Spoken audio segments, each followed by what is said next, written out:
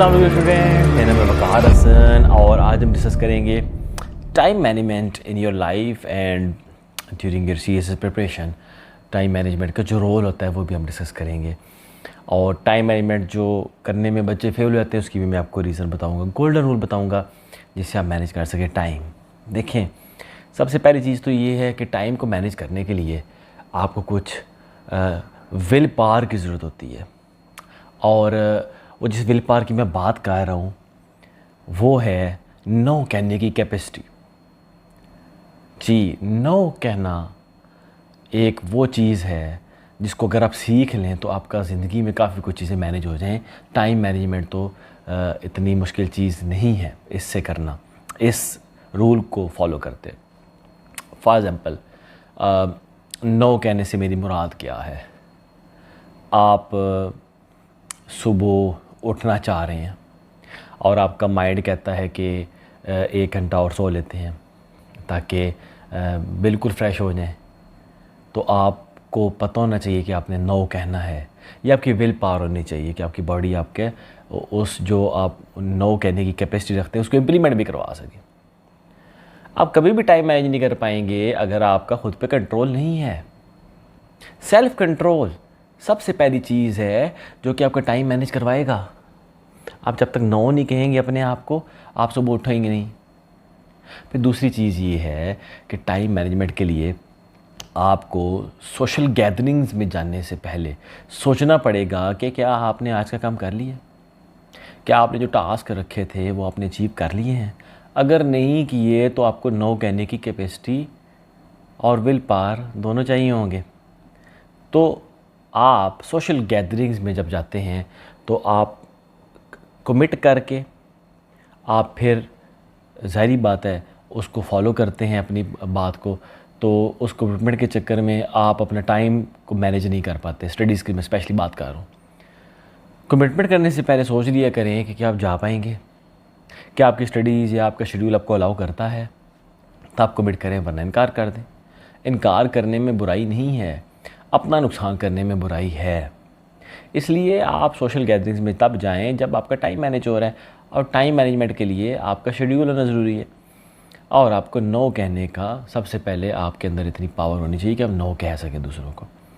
इसी तरीके से आप फैमिली में बैठे हैं, आपकी कोई गैदरिंग फैमिली की है, सोशल गैदरिंग के अलावा अगर कोई आपकी पर्सनल फैमिली के अंदर कोई गैदरिंग है, तो आपको टाइम मैनेजमेंट का सबसे पहले सोचना चाहिए कि क्या आपने आज का टारगेट अचीव कर लिया है। बहुत सारे बच्चों से मैं सुनता हूँ कि घर का मसला बन गया था तो टाइम मैनेज नहीं हो सका। देखें, आपके घर के इश्यूज़ पूरी ज़िंदगी इसी तरीके से चलने हैं, लेकिन आपका ये जो 2 साल का टाइम पीरियड है ना सीएसएस का, ये कभी इस तरह नहीं चलना। ये बात को आप रियलाइज़ करो। ये तो 2 साल का टाइम पीरियड है आपका सीएसएस का, ये कभी इस तरह नहीं होना। बाकी ज़िंदगी के मैटर्स पूरी ज़िंदगी होने हैं। इसलिए आप नो कहने की घर में भी सलाहियत रखें कि घर का कोई ऐसा काम या कोई ऐसी चीज़ जो आपके बगैर हो सकती है तो आप नो कह दें। आपको पढ़ाई सबसे पहले रखनी होगी। आपको अपने आप को समझाना होगा कि मुझे हर उस जगह पे नो कहना है जहाँ मेरी स्टडीज़ का नुकसान है, और मेरा मतलब हर उस जगह पे नो कहना है जहाँ आपका स्टडीज़ का नुकसान है।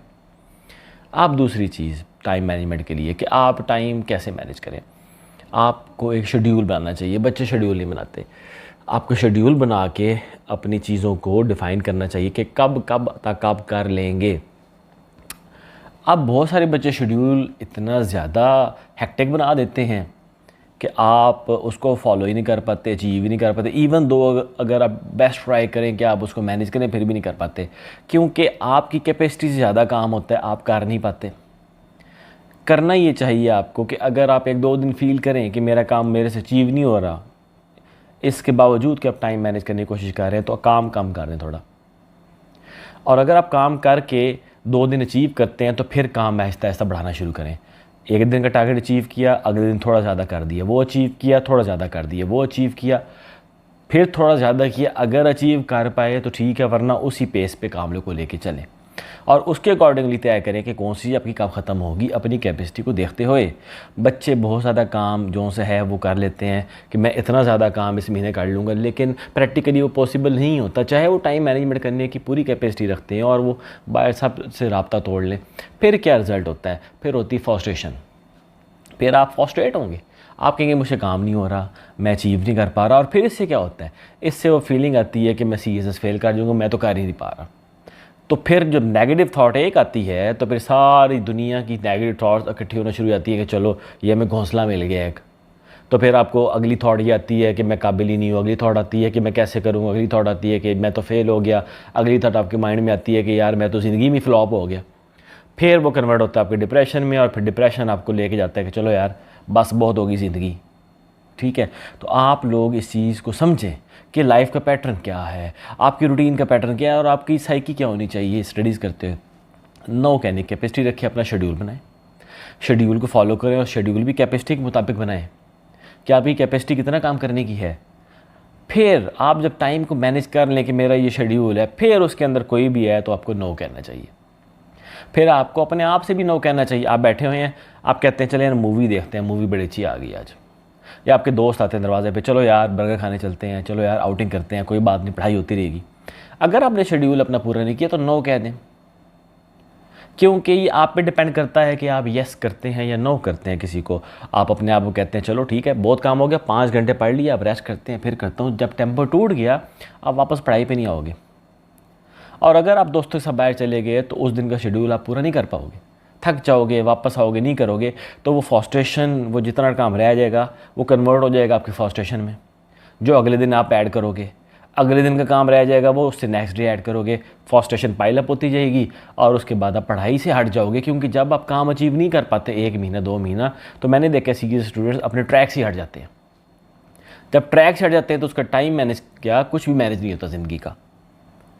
इसलिए टाइम मैनेजमेंट के सुनहरी असूल, सबसे पहले नो कहना सीखें, दूसरा शेड्यूल बनाएं अपना, तीसरा उसको फॉलो करें, चौथा शेड्यूल आपकी कैपेसिटी के मुताबिक होना चाहिए, पांचवा अगर आपने शेड्यूल बना लिया है तो फिर किसी भी तरह उसको फॉलो करें, छठा अगर वो फॉलो नहीं हो रहा तो फिर थोड़ा शेड्यूल को थोड़ा सा रिलैक्स करके देखें, उसको अचीव करें।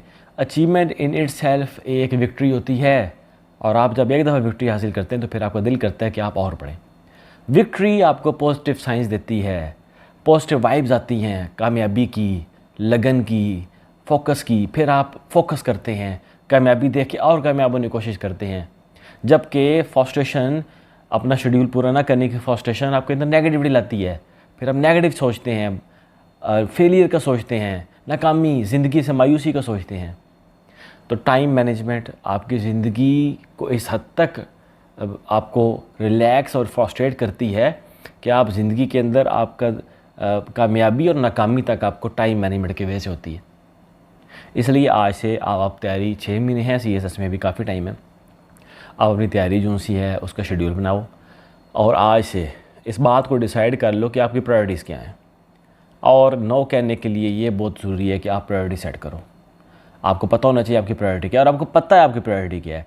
अगर आपकी प्रायोरिटी CSS है तो फिर बाकी सब चीज़ों को नो कह दें, बाकी सारी चीज़ें यहीं पे रह जाएंगी, CSS का टाइम गुजर जाएगा, और जब टाइम गुजर जाता है ना फिर कुछ हासिल नहीं होता।